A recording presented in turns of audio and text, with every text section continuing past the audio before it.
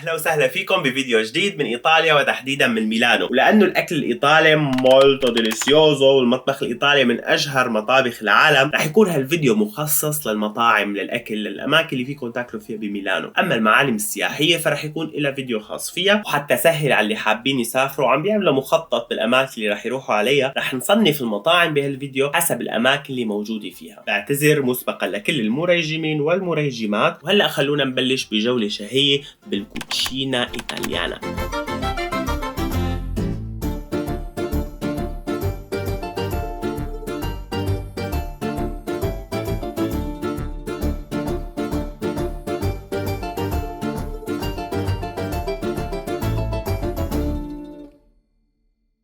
خلونا نبلش بالأماكن اللي بمنطقة كنيسة الدومو. أهمهم هو مطعم لويني اللي لازم وضروري تجربوه.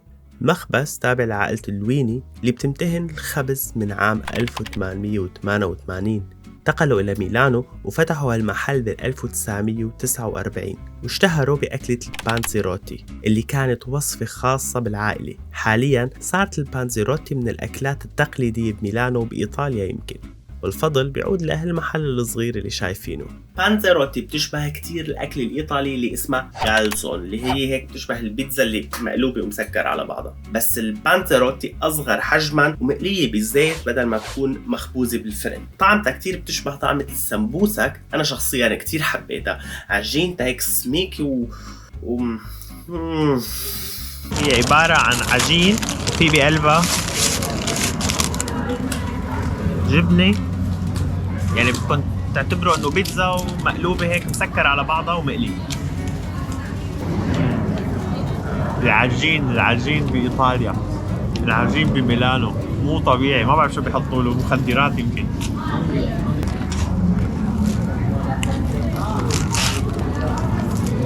هاي رقم 2، رقم 3، رقم 4، رقم 5، وهي رقم 6 ورقم 7 ورقم 8 مشان بعدين للمساء. صراحة صرت اخجل روح قلت بجيبهم مع بعض لأنه البياعة كل ما تشوفني صارت تضحك. قالت لي شو رأيك تشتغل عنا؟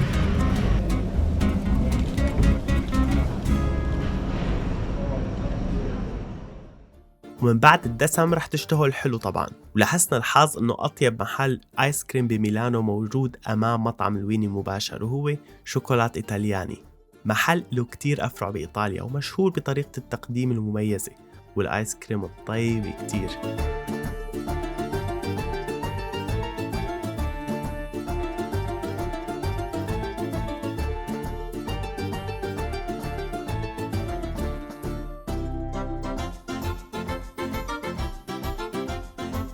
يعني بصراحة ما عم أسخى أكلها حتى ما أسرق منظرها.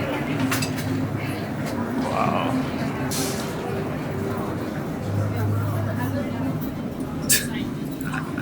خلص أنا شبعت من المنظر. ما عاد هاكل، شبعت.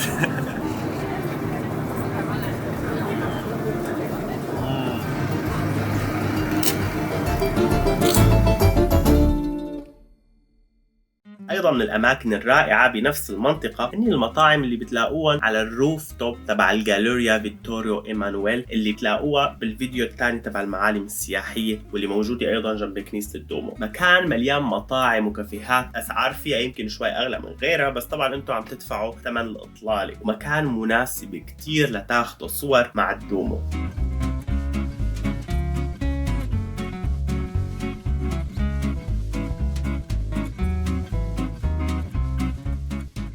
أيضا بهاي المنطقة في مطعم بيتزا اسمه جينو سوربيلو. المطعم عنده كذا فرع وكلهم قريبين من بعض، مع أنه كل الأفرع تابعين لنفس المطعم ونفس الاسم. الأسعار بتختلف من محل لمحل حسب قديش قريب من المعالم السياحية. مطعم نفسه موجود جنب الجالوريا وأسعاره أغلى من الفرع الثاني اللي تاكلوا فيه بالضبط نفس الأكل اللي موجود بس على بعد كم دقيقة، اللي أنا بنصح فيه لأنه إذا رحتوا لهنيك بتلاقوا مو بس أرخص، المكان شوي هيك أهدى لأنه ما فيه زحمة كتير، أهدى والسيرفيس بتكون أسرع شوي لأنه طبعا ما عندهم ضغط، والمطعم هو نفسه يعني نفس الأكل اللي رح تلاقوه هناك. بعد كل هالحلو والدسم اللي أكلناه شو بيجي عباله للواحد يحضركم بالضبط؟ كافيه أو شاي.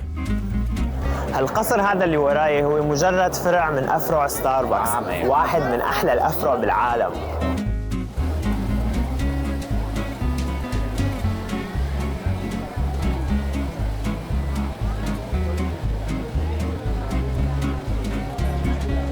أحلى شيء بالمكان إنه أنتوا قاعدين عم تاكلوا أو عم تشربوا بتشوفوا طريقة تحضير القهوة من لما اللي كانت عشبة لكل المراحل اللي مرت فيها، من تحميص لطحن لتعليب، هيك لحتى وصلت لعندكم على شكل فنجان كابوتشينو.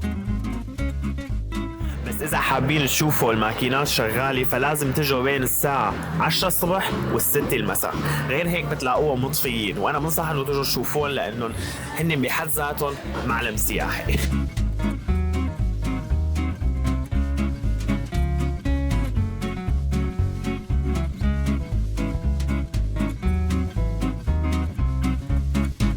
وهلأ رح ننتقل على منطقة تانية بميلانو اسمها بريرا. منطقة هي مثل هيك تجمع لمطاعم، أو فيكن تعتبروها الأولد سيتي أو المدينة القديمة تبع ميلانو. تلاقوا المطاعم هيك قريبين من بعض، الشوارع ضيقة، وهنيك بتلاقوا ألذ وأشهر المطاعم هدول القدام التقليديين اللي بيعملوا الباستا والمعكرونة هاي تبع اللي بيعملوها يعني بإيدهم قدامكم.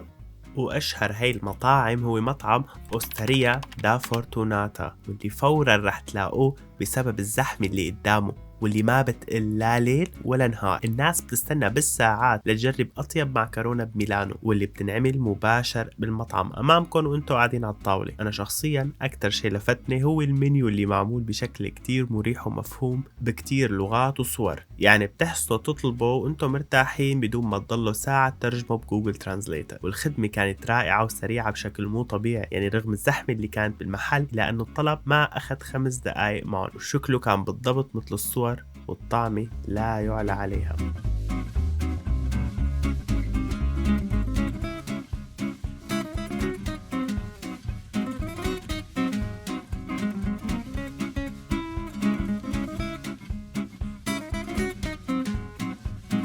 وعلى ذكر السيرفيس، الخدمة اللي بتلاقوها بإيطاليا سريعة لدرجة مو طبيعية. ما بعرف إذا هذا الشيء بإيطاليا ولا بس بميلانو، بس كل المطاعم اللي رحت عليها بميلانو كنا نطلب الوجبة ويكون المطعم مليان، ومع هيك بعد 5 دقائق بالضبط بتكون مزروعة على الطاولة. يعني هاي السرعة ما بعرف إذا خاصة بميلانو ولا بكل إيطاليا الوضع هيك. إذا عنده حدا منكم معلومات عن الموضوع أو عنده خبرة بالموضوع يكتب لنا بالتعليقات إذا هالشيء بكل إيطاليا.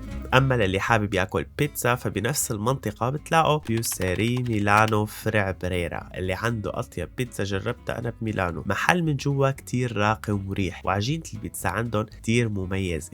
مو طبيعي العجين تبعهم قديشه غريب هيك، طري وطيب، وحتى لو كان سميك بس ما بيتخم.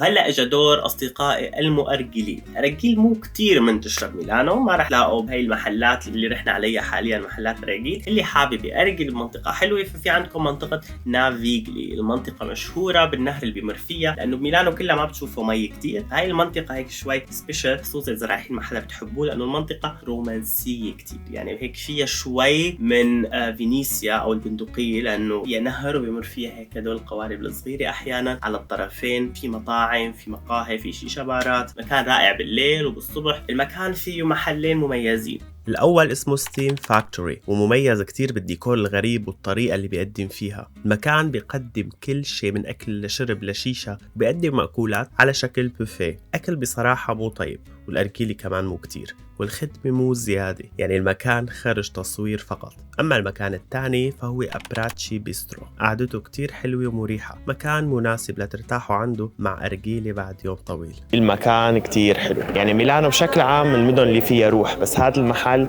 كتير فيه روح حلوة، عنه أنا هلا بوقت كتير متأخر ومع هيك ما زال في محلات فاتحة، ما زال في زحمة.